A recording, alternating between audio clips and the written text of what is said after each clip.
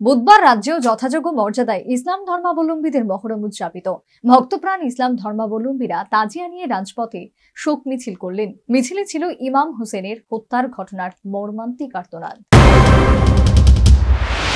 কোরআন অনুযায়ী 1446 বছর আগে হযরত মুহাম্মদ তার অনুগামীরা মক্কা থেকে মদিনার উদ্দেশ্যে রওনা হতে বাধ্য হয়েছিলেন। ওই দিনটি ছিল ইসলামিক মহরম মাসের প্রথম দিন।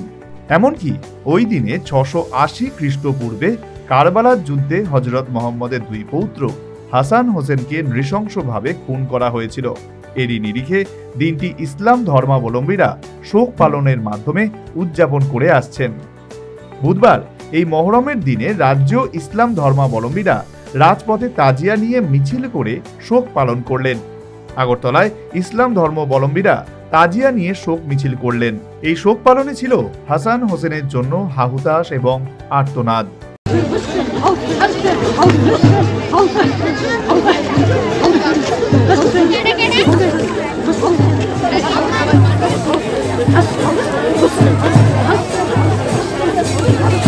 এই মিছিল থেকে শান্তির বার্তা দিলেন সংশ্লিষ্ট জনৈক ইসলাম ধর্মাবলম্বী।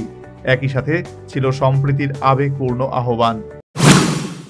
আমাদের মহরম 10 তারিখ আমাদের হযরত মুহাম্মদ সাল্লাল্লাহু আলাইহি সাল্লামের নাতি ইমাম হোসাইন এবং হাসাইনের এবং ইমাম হোসাইন আজকের দিনে শহীদ বরণ করছে, শাহাদাত বরণ করছে।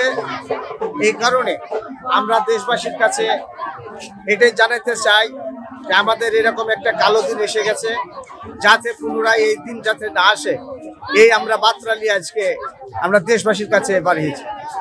আমরা চাই সবাই হিন্দু মুসলমান যত মানব জাতি আছে, জাতির কল্যাণের জন্য আমরা এই বার্তা নিয়ে আজকে জুলুস নিয়ে বাড়িয়েছি।